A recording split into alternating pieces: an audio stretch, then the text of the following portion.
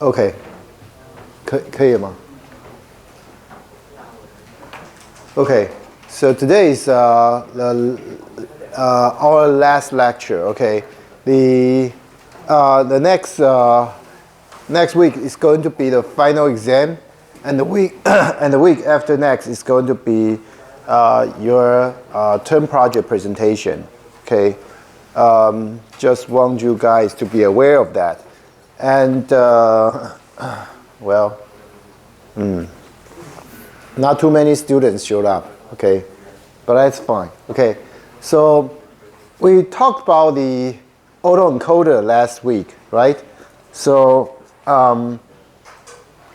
today we are going to finish the autoencoder part. So we have about 60 slides. Okay, so I'm going to be, a little bit have to be a little bit quick on today's lecture. Okay, so we talk about the concept of PCA, right? And if your autoencoder, the input dimension, is is higher than the coding, and you are using the linear. Okay.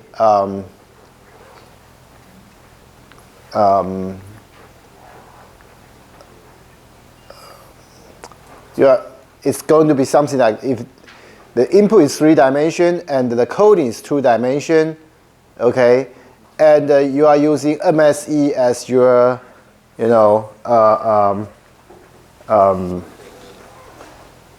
like a cost function, then this autoencoder, after you train it, is going to work as a PCA, okay, in the sense that the input is 3-dimension and the output here, I'm not talking about the output in the real output, I'm talking about the coding. The coding is going to be, 2-dimensional, okay? So this part, the encoder will perform the dimensionality reduction, in other words, PCA for you, okay? So the construction, okay, the program, okay, to design autoencoder is like this, okay? So you can see the encoder is very simple, okay? It's just a sequential API, and then we specify just one layer, okay? The input shape is 3, and we have 2 neurons. Decoder is, again, it's only one layer, okay? The input shape is 2, and the output is 3, okay? And it's, we have 3 neurons, pretty much, okay? And you can see that, okay, after we create encoder and decoder separately, we put them together to form our autoencoder model, okay? And as I said, if you specify the loss to be MSE, oh, by the way, if you do not specify, for example, like your activation function, okay, using the linear function, okay, only, then, and the loss function to be MSE, then, you train this model, eventually it's going to work. The encoder part is going to work as like a PCA for you, okay? Optimizer is a stochastic gradient descent. This part is the, not much to talk about, okay? So we already talked about this thing, and so you can train this model. And the one thing interesting you can see is that, okay, here, obviously, you are training this model for 20 epoch. And this is your training data set. And this is your label. And you can see that the training data set, the input is the same as the label.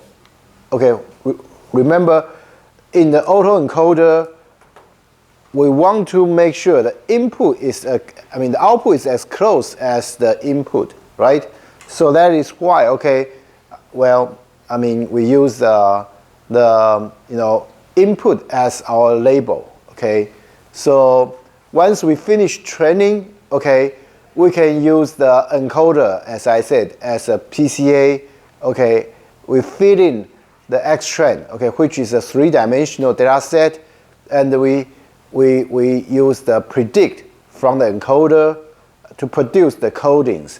And these codings obviously is going to be two-dimensional because we only have like a two number. Okay, there are only two neurons in the coding layer. So it's going to work something like this. So these are like a point on the three-dimensional space, in the three-dimensional space. And it's going to find the a plane, okay, with the smallest, loss of the projection, and then project all these points to this two-dimensional space, and it's going to become something like this. Okay, another way to say this is like, okay, you want to preserve the data set that has the largest variance. I mean, which obviously is maybe somewhere along this line. Once you get rid of this variance, you can see most of this point, this direction also has a large variance, right? And then these two vectors somehow span, a plane, which will be like this plane.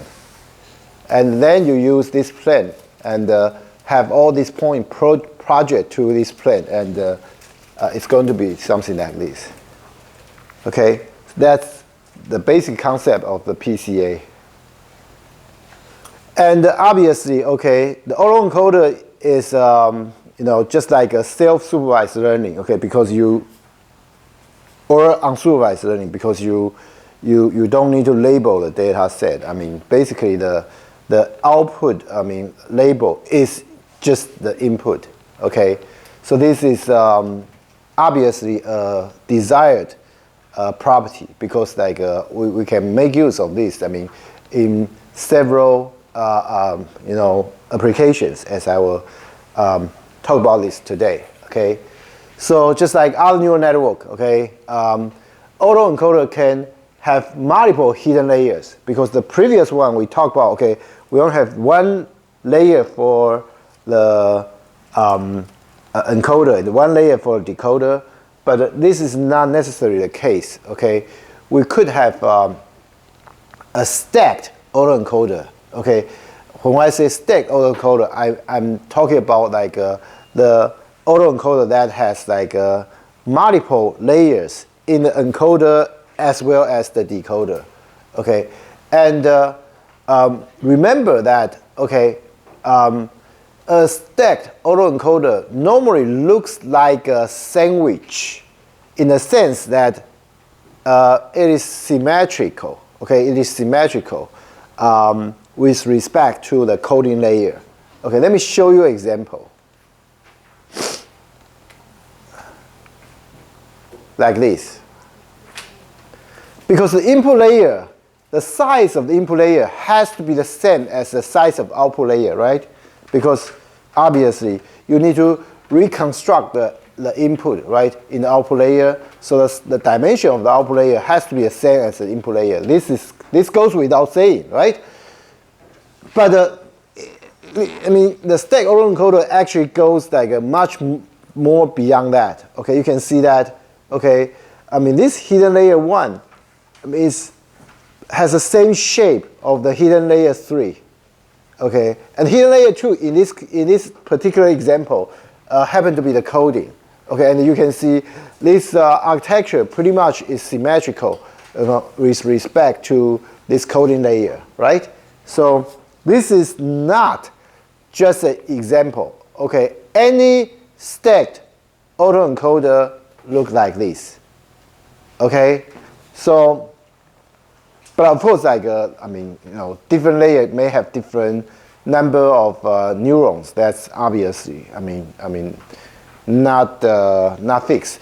But you can see that. Okay, for this particular example, okay, we are trying to use the fashion MNIST as an example. So that's why you see the input layer has 784 units, because it's 28 by 28. Okay, and output we are trying to reconstruct that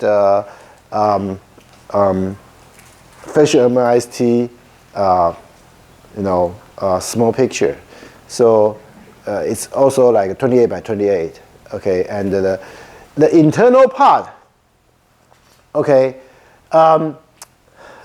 this type of autoencoder is called undercomplete autoencoder in the sense that the coding layer dimension is lower than the input layer. Okay, in this case, because obviously the coding layer, here we only have 30 unit. Okay, so this dimension is much lower than the input layer, right? So this is what we call like undercomplete autoencoder. There are some other cases that we have like a wider coding layer than the input layer. It's possible. It's possible. In that case, we call such an autoencoder over-complete autoencoder. This is just a naming. Okay, just want to give you an idea what that is. Okay, and then okay, if you want to implement such a stack autoencoder using Keras, it's very simple. Okay, you can see, again, we use a sequential API. As I said, we use like a facial MIST, so the input layer is just like we flatten the 28 by 28 like pictures, and then okay, we have 100 neurons. Okay, and one thing interesting is that we use CRU. Okay, obviously CRU can also be used for autoencoder. Okay, just like any other neural network. Okay, and also if you still remember, if you use CRU, you have to use the CRU throughout the whole model. So here, okay, the coding layer, okay, 30 neuron, we also use CRU. Okay, so this part is the encoder. Okay, for the decoder, okay, we take the input, from the coding layer, which is 30, right? And we expand it to 100 neurons, and using CRU again. And then, okay, here, okay, we are supposed to, go back to 28 by 28. Okay, so we have 28 times 28, and the activation function is sigma. This is very special. Okay, and we reshape this 28 times 28 into 28 by 28. Okay, into two-dimensional, because this is one dimension. We want to, because eventually it's going to be treated as a picture, so it has to be two-dimensional. Okay, and I want to make, the reason we could use sigmoid is because, okay, obviously the sigmoid output, okay, the output value in the range of 0 and 1, right? It's a sigmoid, right? Okay, so that means this input, okay, remember like it's a grayscale picture, right? The facial MIST is grayscale picture, right? So each point, okay, has an intensity, right? It doesn't have like 3 channels. Okay, it's not like a colored image. So each pixel has an intensity from 0 to 255, right? So you can normalize that value into, the value between 0 to 1.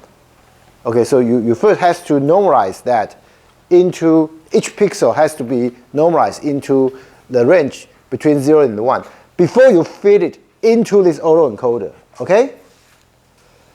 And then, okay, because we use sigmoid, so you can see that here, okay, when we put the encoder and decoder together to make this stack autoencoder. And one thing interesting, okay, you can see when we compile this stack autoencoder, okay, what is the loss function that we use? We use binary cross entropy. Okay, the optimizer is not much to talk about, but the loss function we use binary cross entropy. If you still recall, okay, you remember binary cross entropy is used for binary classification. Remember? Right? We have like if you use binary cross entropy, that means like this model is used to for the binary classification. Okay, and the binary classification, each neuron will output a value between 0 to 1, right? Okay, that normally we will consider that as like the probability for the positive class, right? Right? That's binary classification, right? But now, we actually treat this one, the model, as 784 binary classifications. Okay, so each output is considered as one separate classification. But of course, we are not doing classification. We are just trying to treat it as this many classifications. Okay, so that's why we use binary cross entropy, and then we can train it with 10 epoch. Okay, again we use the same data set as the input and the label. Okay, as I already mentioned, and we use again the same thing as the validation set and the label for the validation set. Okay, so well, we train this one for 10 epoch, and then then we can get like a stack autoencoder for the spatial MNIST. Okay, so this part I think I already talked about. Okay. Yeah. So you can visualize, the reconstruction of this stack autoencoder. Okay. Here we just try to, plot the image, okay, of the original input as well as the reconstructed one. Okay, and we try to show that how good the reconstruction is. Okay. Using this stacked autoencoder. So this is just the code to output the picture. So I was, if you are interested, you can check out the detail, but basically it's just to draw those the pictures. Okay, so the top lines are what we fed into the autoencoder. Okay, and the lower row shows the reconstruction. Okay, and you can see from, if you look afar, okay, you can see they look similar, right? Although you don't feel like the lower row, okay, the picture in the lower row have good quality. Okay, probably you don't feel like that, but at least they are similar, right? If you prefer to have to have the autoencoder to reconstruct even higher quality picture, okay, there are several ways to do that. First, obviously, okay, training only for 10 epoch is probably too short. You may want to train it even a little bit longer. Second, okay, this autoencoder, okay, even though you can see this model, okay, is pretty much the smallest stack autoencoder you could possibly get, right?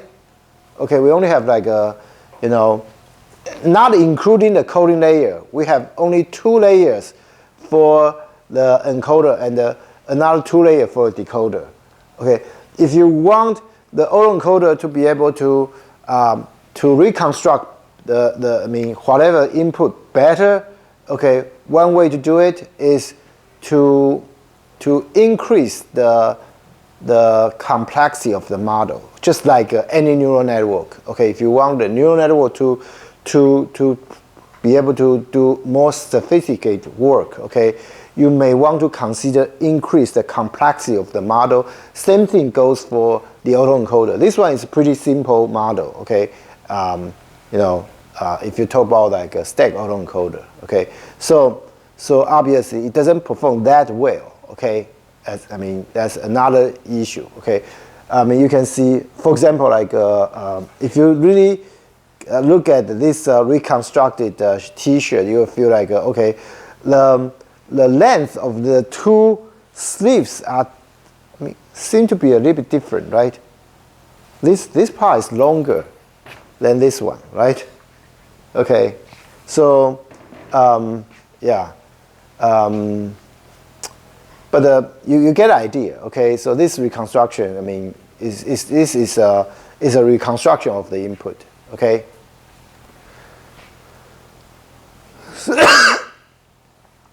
So,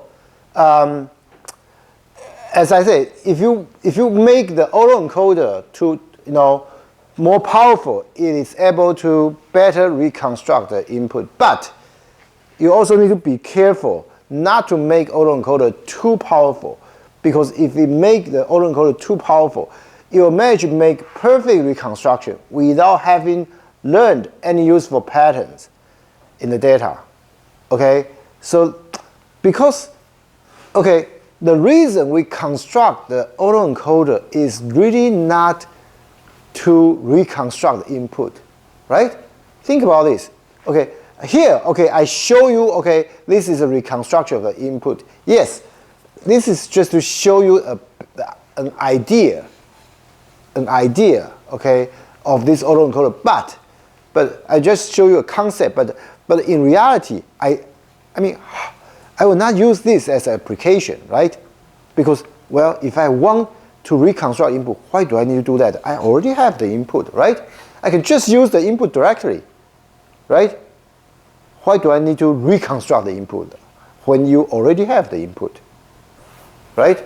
So this is not the real application of the autoencoder, okay? The real application of the autoencoder, one of the applications that I just mentioned is PCA, dimensionality reduction, or some other applications that I'm going to mention later, But for those applications to work, you probably do not want the autoencoder to be too powerful, to easily reconstruct the input, because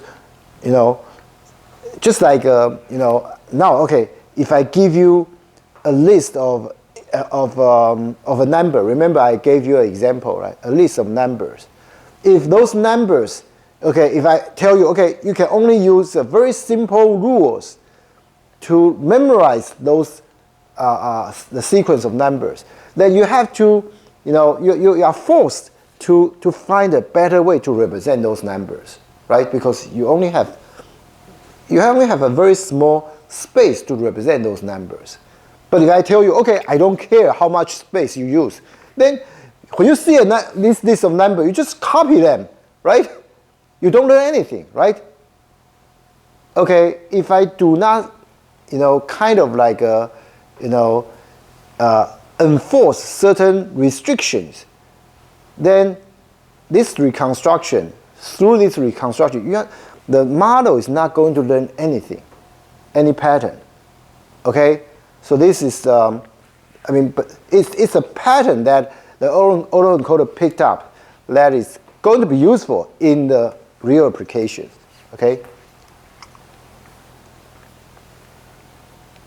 So we have trained the stack autoencoder. We can use it to reduce the dataset dimensionality. This is, of course, one of the possible applications. But for visualization, this does not give great results compared to other dimensionality reduction algorithms. Why? Because, think about this. The original dimension is 784, Okay, so that's a lot of dimension. When it go down to the coding, it's 30 dimension. Okay, compared with the input, yeah, it's really reduced the dimension, the size of the dimension by a lot, more than 20 times, right? However, can you draw something that is 30 dimension?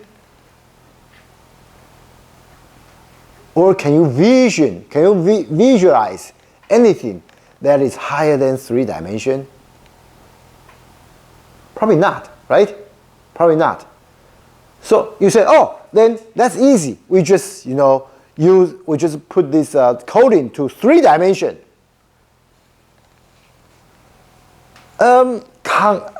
Theoretically speaking, yes, you could do that, but because it's just kind of like okay, we have a long sequence. I want you to put in a simple rule to remember this sequence, okay? But if I tell you, okay, only use one word to represent the whole sequence, nobody can do that, right? Okay, so see here, this autoencoder is to reconstruct the fashion MIST. But if you only have like 3 dimensions for this coding layer, that's too difficult. That's too difficult of the job to ask this autoencoder to reconstruct, the fashion MIST data set. That's just not possible. So when you train this model, it's very difficult for this model to converge. Okay, even when this model converge, okay, it is going to perform poorly in terms of reconstruction. Okay, it's just because restriction give is too difficult. Nobody can do that, pretty much. Okay, so yeah, so you can reduce it to 30 dimension, but and you can have a reasonably good result, like what I already show you here. Okay, so this result is, well, it's not satisfied, but you get it's not great, but it's reasonable. It's reasonable. So okay, but now if you want to visualize the coding, okay, you want to visualize all the data. The MIST data set. But as I said, 30 dimension is just not going to cut it. It's just too, it doesn't, we human being cannot take anything higher than 3 dimension, right? So what we could do is that there are other algorithms that we know that can do this dimensionality reduction for us. Okay, for example, okay, SNE algorithm. This is one of the algorithms for dimensionality reduction. Okay, TSNE, which actually it's really not a deep learning approach. It's a machine learning algorithm. Okay, so it can you can use it from scikit-learn. Okay, and then okay, you just give the the x value compressed. Okay, this x value compressed is like from here. Okay, you feed the validation set of your fashion MIST as input for your encoder, and you apply prediction on this to get a coding which is 30 dimension. Okay, and then you call the TSNE model, okay, on this 30 dimension data set to make it 2 dimension. Okay, and then after you've done that, you can plot it on a 2-dimensional space. Okay, obviously we can now visualize the result. Okay, so you may wonder, like, why do we need to visualize? I mean, all this version MIST data set in 2 dimensions, because, okay, obviously different class is represented by different color, you know, so you can see that.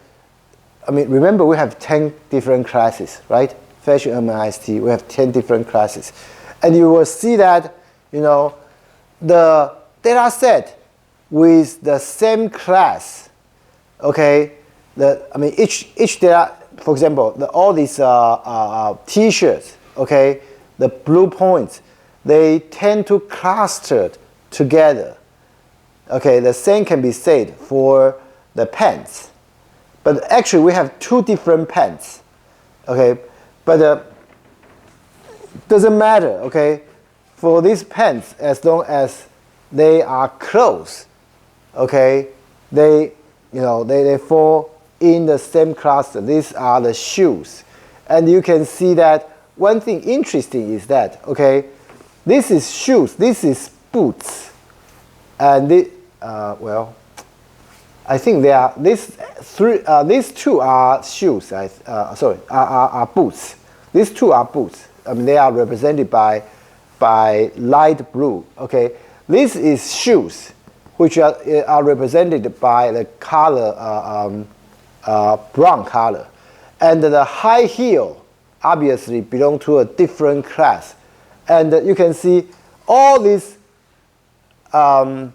footwear, all these footwears, okay, are somehow like close to each other. And they fall to different clusters. We know that, but they still, you know, are kind of close to each other, right?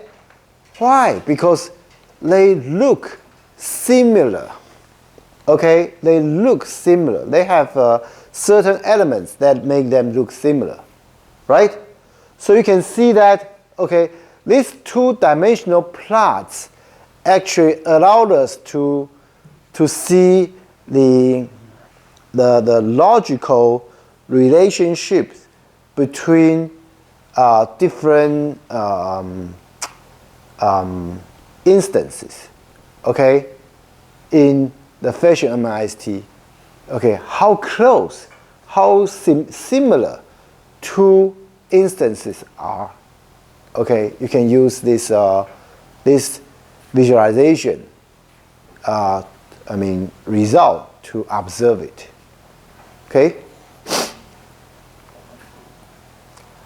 So this is like some, you know.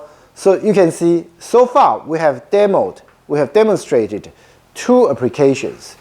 Okay, one is dimensionality reduction, PCA to be specific.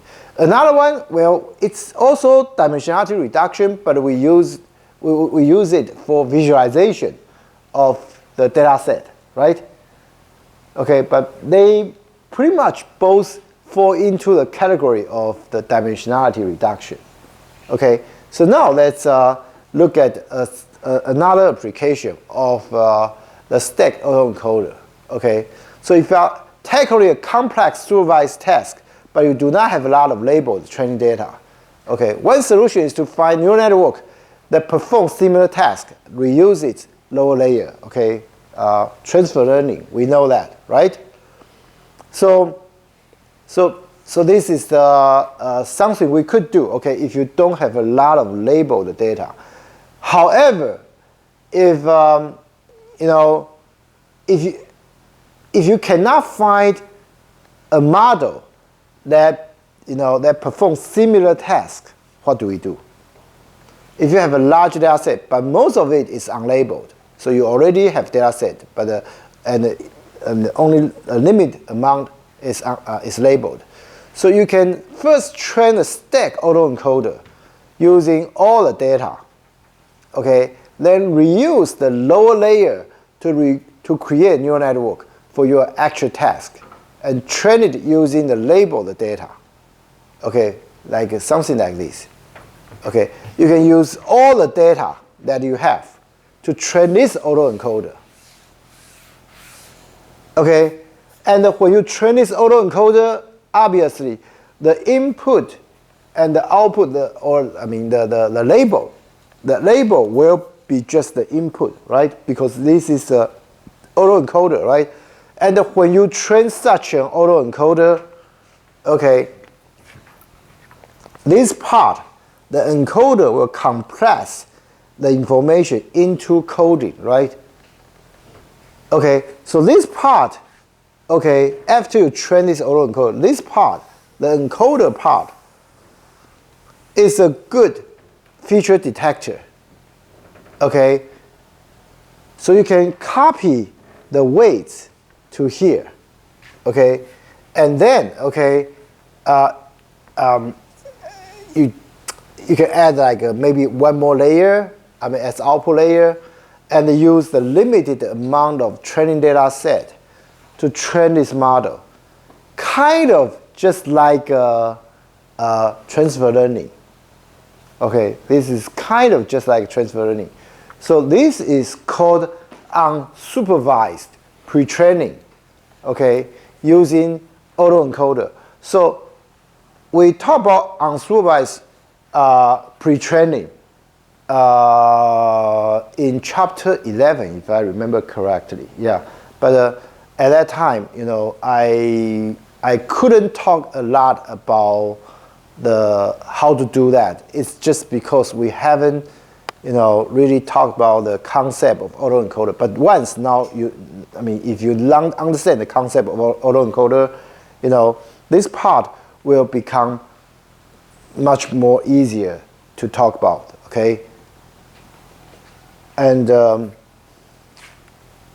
yeah, so I think like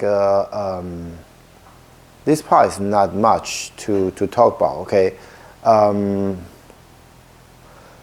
there's a few techniques to train the stack autoencoder. The first one is tying weights. What is tying weights? Okay, think about this. The autoencoder, the encoder, is compressing the input into coding, right?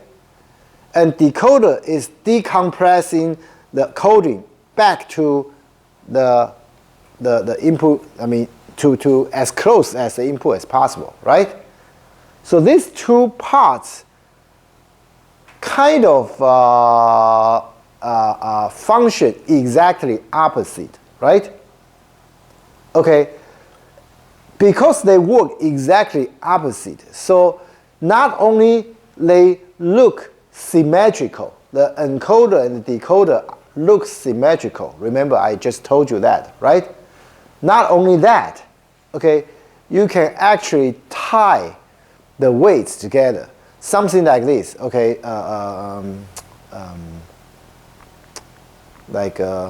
for example, okay, you can tie these weights to these weights. Okay, the corresponding layers, you can tie their weights together. Okay, of course, like if your weight is like something like here, okay, the weight here needs to be transposed because what you want to do here is the opposite of what you want to do here, right? Okay, so because they are opposite, their tasks are opposite. Will be opposite. So the weights here will be the transpose of the weights here. Okay, so here we go. Okay. Okay, so if you have a total of n layer, okay, and WL represent the connection weights of the L's layer, okay, and then okay, layer n divided by 2, okay, is the coding layer, okay, and the layer n is the output layer, okay. Then the decoder layer weight can be defined, okay, as Wn minus L plus 1 equal to WL transpose. This transpose is important, okay. It's not like exactly the same. It's the transpose of the decoder part, okay, will be the weights of each layer in the decoder is exactly what the weight of a layer in the encoder, the corresponding layer in the encoder, weights in the encoder. Okay, so it's a very interesting concept, and to do that, okay, of course you need to be able to tie the weights together. Okay, so you have to define a custom layer. Okay, something like this. Okay, so here the input is a layer. Okay, so you try to, I mean here you try, sorry, this is a subclass of a layer, and you try to create a layer, okay, that make use of the layer that you put in, and you copy the weight and shape, but here, I mean, I think we here, see, we where is it? Save way. Here, transpose B. Okay, we specify we want to transpose this. I mean the weight of this layer. Okay, and then create it. So how do we make use of this custom layer? It's like this. Okay, so the dense 1 is like this. Dense 2 is like this. Okay, we have 100, we have 30. Okay, and then tie encoder. Okay, it's like well, we have like a input layer. It's like a 28 by 28. Okay, and we have dense 1, dense 2. Okay, this part is not much to talk about. And then in the decoder part, okay, here we use dense transpose. This dense transpose was defined here, right? So this one, okay, we pass the dense 2 that is defined here. So which this will, this will allow us to create a layer which exactly is exactly the same as like a dense 2. Okay, in other words, 30 neurons, zero activation, but okay, with the weight that is like transpose of the dense 2. Okay, and then we use this one to create another layer. Okay, dense transpose to create another layer, and use dense 1. Okay, as the input. Okay, and here we use sigma as output because this is going to be the output layer. Okay, and then okay, we reshape it to 28, 28, and that's it. So you can see we can, we still, put them together, the encoder, decoder together to make a tied autoencoder, and then you can train it, just like the previous version. This one is obviously, you can tell it's for facial MNIST. Okay, just like what we used, what we did, okay. This model achieved a very slightly lower reconstruction error, so which is good, right? So the reconstruction error is slightly lower than the previous version. But think about this, okay? This model with about half of number of parameters, okay, it is able to reach slightly lower error, but with only half of the parameters. Okay, performance is about the same, but the number of parameters is reduced by half. Okay, when you train it, because they are tied, right? So even though, if you think about it, they still have this many parameters, but half of them are tied. So in other words, two, each pair can only be considered as one, right? Okay, so this model will become much easier to train because the number of parameters is reduced, and the reason, okay, one reason that the reconstruction error is lower.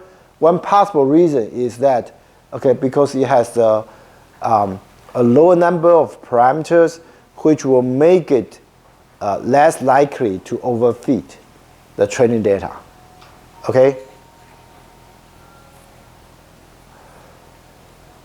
So, so that's like we can train the stacked autoencoder, you know, in one try. Okay, I mean even if you have multiple layers.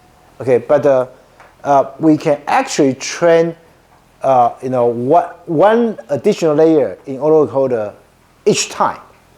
Okay, but how do we do that? I mean, well, I think like let's take 10 minutes break. When we come back, we will continue our discussion on this subject. Okay.